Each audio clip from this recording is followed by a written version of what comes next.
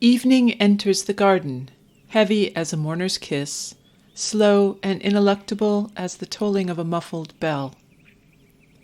This garden is innocent of the city's clamor. Shadows lengthen along the lawn. The grass, once trim, has grown knee-high. If you shut out the traffic's vexing roar, you might hear a child's laughter, but only faintly, through the swaying hollyhocks and delphiniums. Can you hear her? It is the garden, remembering. Pitted statues watched her play. Peeping gnomes, their knuckles white on spades and wheelbarrows, frowned as she danced past. The stone toad glowered from under the lady's mantle beside the path. The sundial turned its dark finger towards night, and her footsteps skipped round it. Did you see her pass? In the greenhouse, blackberries, gooseberries, red currants, and black currants press against the smudged glass. How eagerly her fingers reached for them. Once they knew her smiling lips. Now they listen for her song. Come back to us, they say. A path winds through the lavender.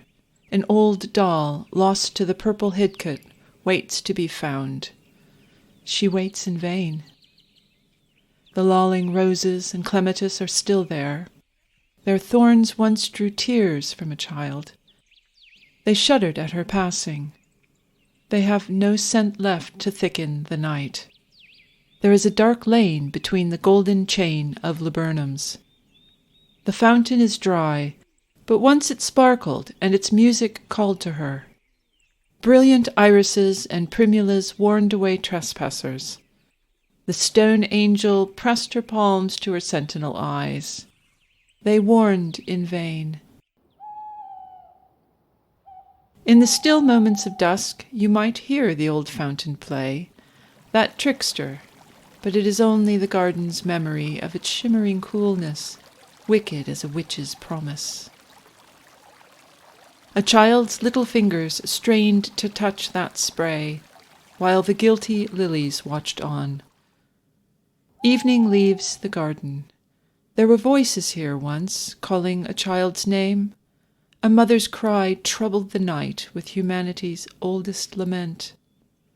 But that was long ago. The garden is innocent, but it remembers. In the last light of day, stand and listen. Do you hear a child's laughter through the hollyhocks and delphiniums? Do you see her dancing past the sundial and the greenhouse and through the roses?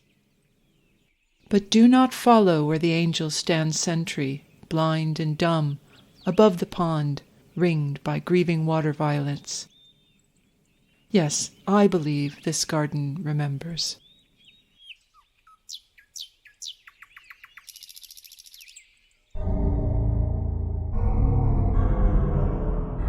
If you enjoyed The Walled Garden, try more daily ghost stories.